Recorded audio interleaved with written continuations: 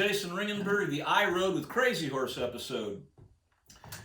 I was doing an interview last week with a United Kingdom journalist, and he said that I Rode with Crazy Horse is my stairway to heaven. He thought it was my finest solo effort to date, and comparable even with some of the great Jason the Scorcher's work.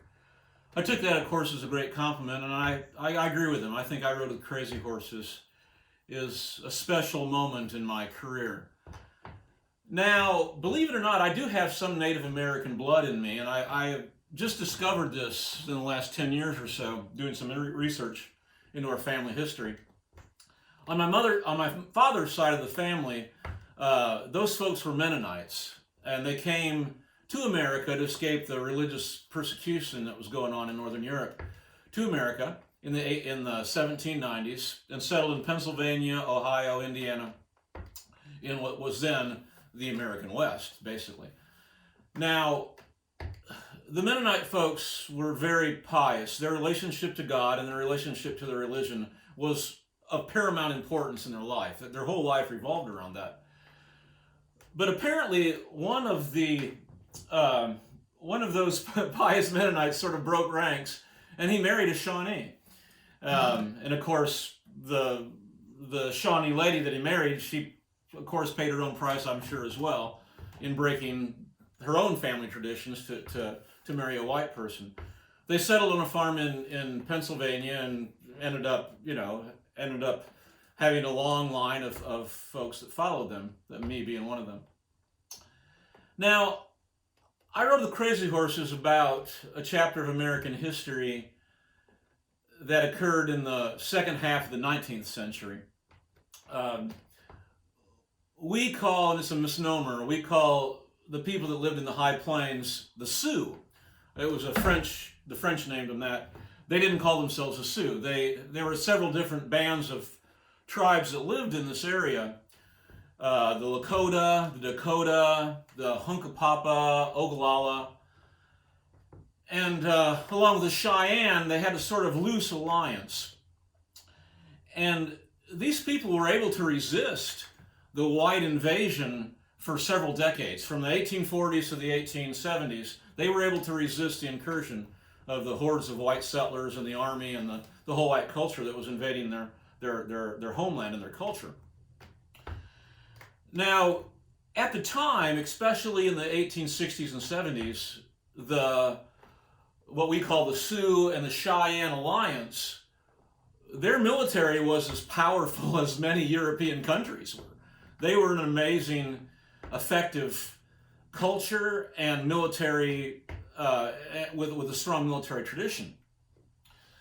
The leaders of this alliance was Sitting Bull, Red Cloud, and of course Gall, and the most famous of them was Crazy Horse. Interestingly, though, we know very little about Crazy Horse.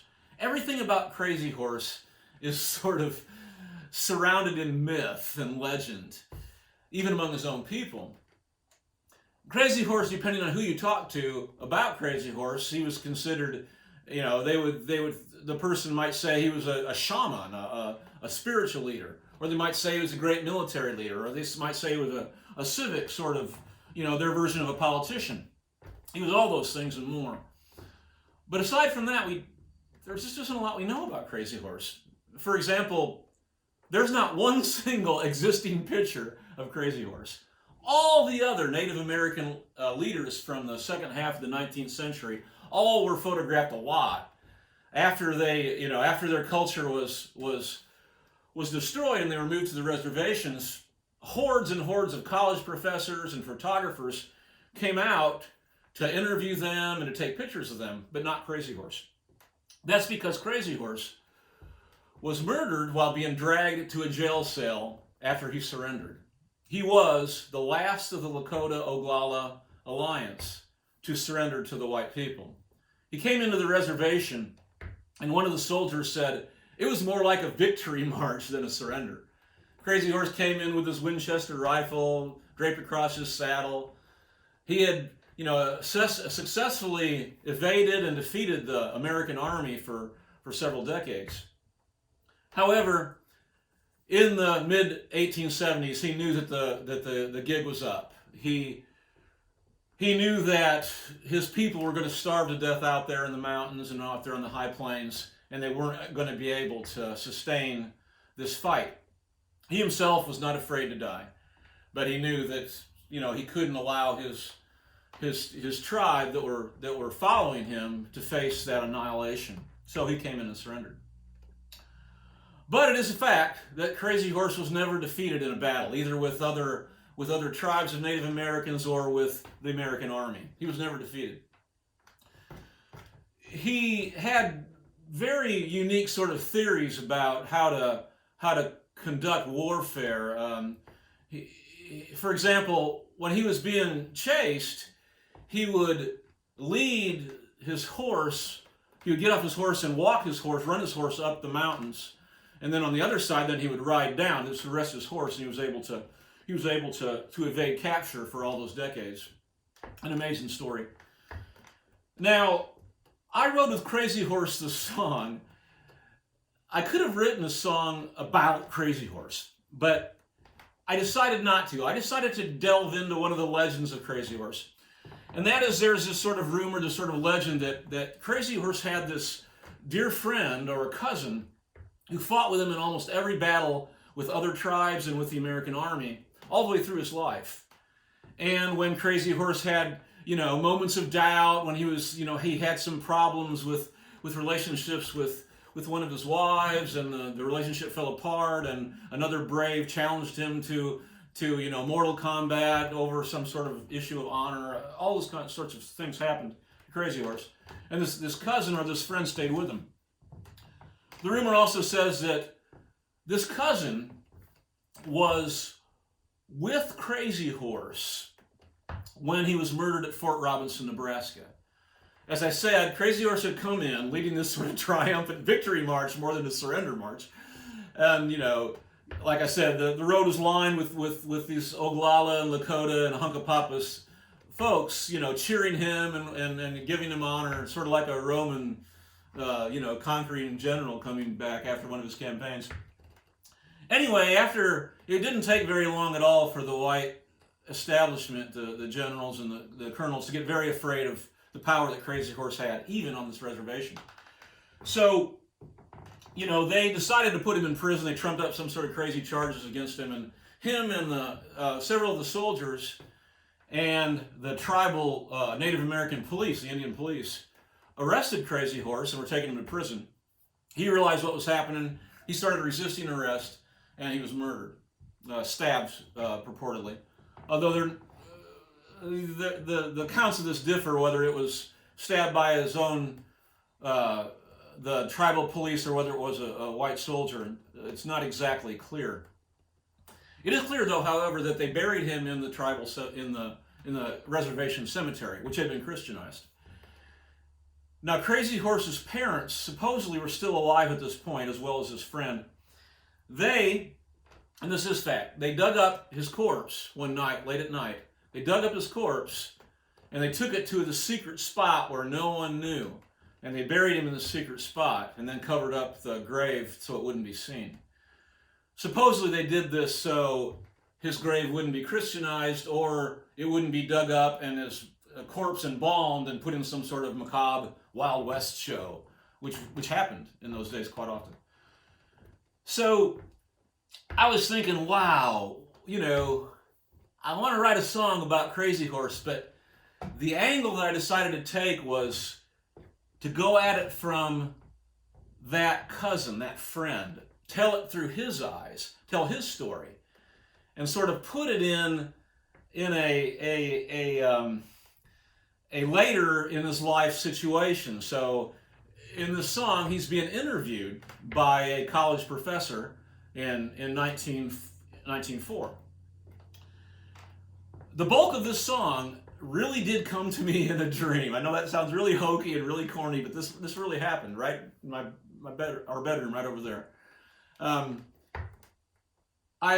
the time, this was a year ago, last March and April, when I committed to doing the Rhinestoned record.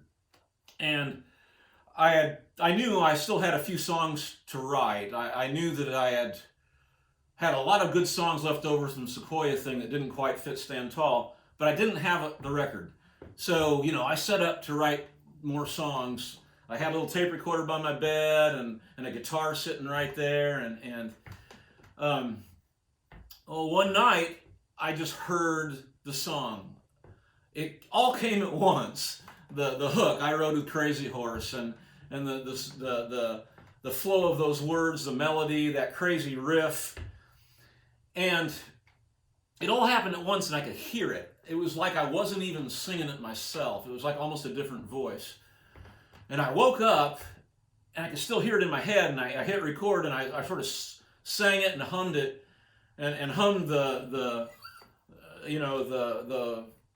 melody lines and the alternate riff idea, and it all came at once. And there were several verses. It was the longest song I've ever written in my life.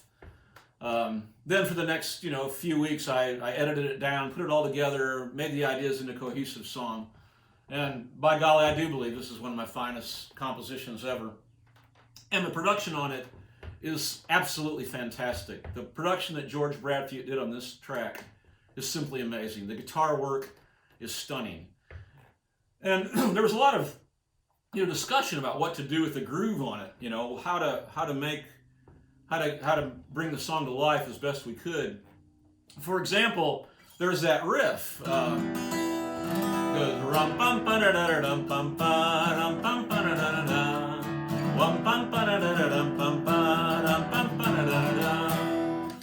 So we knew we could build a production around that. We could put the riff in between verses and open and close with it, and et cetera, et cetera. And at first it was like the obvious thing to be with that riff, given the sort of nature of the song, would be to put fifes on it, and sort of a 19th century sort of army band, so to speak. But after giving that some thought, I thought, well, that's all wrong. This isn't a song about the American Army. We don't want people thinking that the American Army is riding over the ridge. We want people to think that a band of these crazy Lakota, Oglala, Hunkapampa Native Americans are riding over the ridge in full war gear. And that's what we wanted to bring out with that song. So George played with it a lot, and he ended up overdubbing several guitar parts to it, and then put this sort of melodic banjo on top of it, and it works perfectly. It's wonderful. The mix itself, it has that space in it. There's a lot going on in that mix. But George was able to somehow make that mix work if you study that mix. And he's able to give it a sense of space. You really do sort of feel like you're on the high plains, right? It's an amazing production. So anyway, here we go, folks. Here we go. I Rode with Crazy Horse. Oh, before I start I Rode with Crazy Horse, there's one thing I forgot to say, and I wanted to. This beautiful bolo tie, I'd like to thank my dear father-in-law, Bob Ashmore, my mother-in-law, Sherry Campbell, for giving me this beautiful Navajo turquoise bolo tie. It's a perfect bolo to wear today, singing I Rode with Crazy Horse. And thank you all for all the conversations we've had about history and subjects like this as well. So here we go, folks. I Rode with Crazy Horse.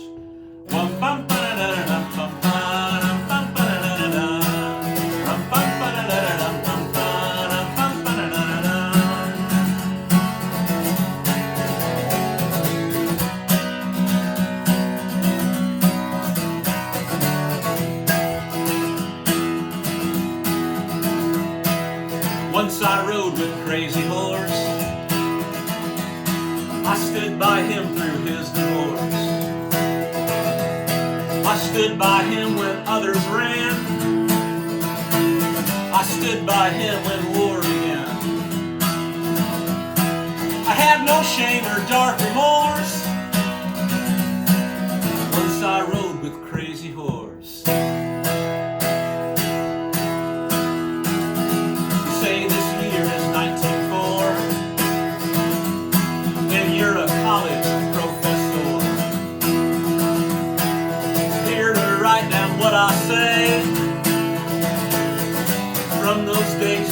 far away. Let our cause you do endorse. When I rode with Crazy Horse.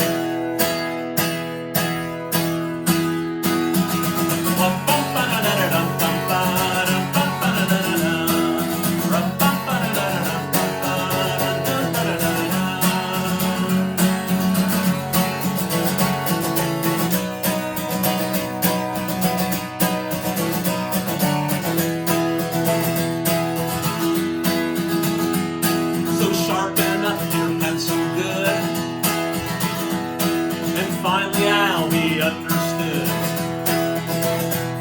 At greasy grass we face Custer and all the power he could muster. I did my best to reinforce when I rode with Crazy Horse. It wasn't all that long ago.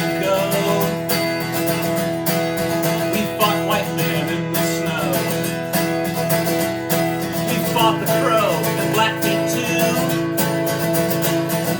We fought folks that looked like you. I don't care much for you, of course. Once I rode with Crazy Horse. That's it.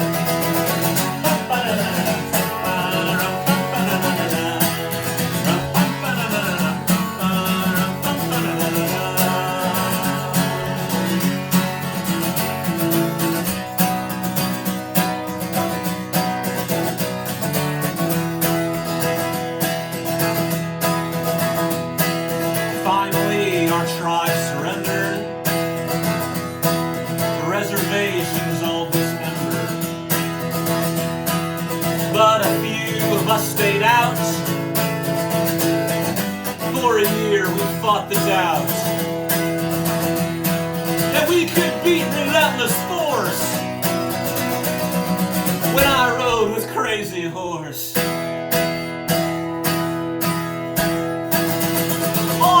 Of reckoning, I stood by my friend and king. Some fools from our own reservation stabbed the hero of our nation.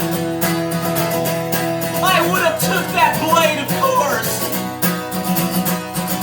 when I rode with Crazy Horse.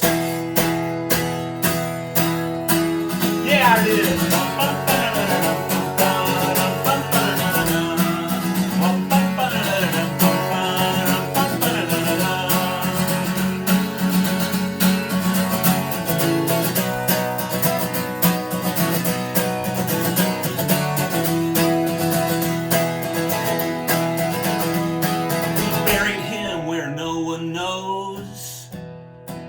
Where no one looks and no one goes, so no one can desecrate or Christianize his final fate. By a dried up water course, when I rode with Crazy Horse. My wife died in 1901. This reservation's lots of fun. I sit around to get my food, and whiskey puts me in the mood. I scream until my voice is hoarse. Once I rode with Crazy Horse. Once I rode with Crazy Horse. Once I rode with Crazy Horse. Once I rode with Crazy Horse. Yes, I did. Battle of 100 Hands, where we tricked that fool, that bragging fool Fetterman into our trap. Yeah, Lieutenant Fetterman, who said in the newspapers that he could ride through the entire Sioux Nation with 2 companies of American cavalry and defeat our nation. Yeah, he didn't make it half a mile before he rubbed out his entire command. Then, The battle where the little sister saved her brother. A great day for our nation. I believe you people call it the Battle of the Rosebud. That day the American Army outnumbered us. They had repeating rifles, they had cannons. We fought them to a draw that day on their own battlefield of their choosing. The white general, General Crook, he fought the Graycoats for years in your Civil War. He later said he never saw soldiers fight braver or fight better than we did that day. That's right. Then, of course, the greasy grass. The greasy grass, what you people call Custer's last stand. Yeah, right. I can tell you, sir, Custer didn't stand long that day, about 20 of your minutes. And there were soldiers who died and fought better than he did that day, I can assure you, on both sides. Then to the darkest part of our nation's history, to my people's history, the long winter. Almost everyone had surrendered.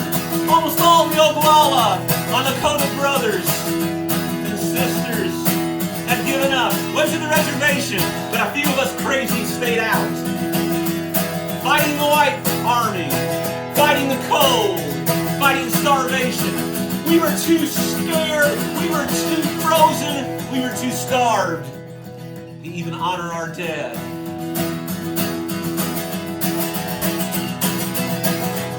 Then, at last, to Fort Robinson, Nebraska, where my friend, my leader, my hero was murdered in cold blood. Then I was with his parents. I was with Crazy Horse's parents. As we dug up his body, as we dug up his corpse in the middle of the night and buried him where no one will ever find him. So you can't make a mockery of his grave. God bless you, Crazy Horse. Wakantanka, Yuakantashanka Wiko.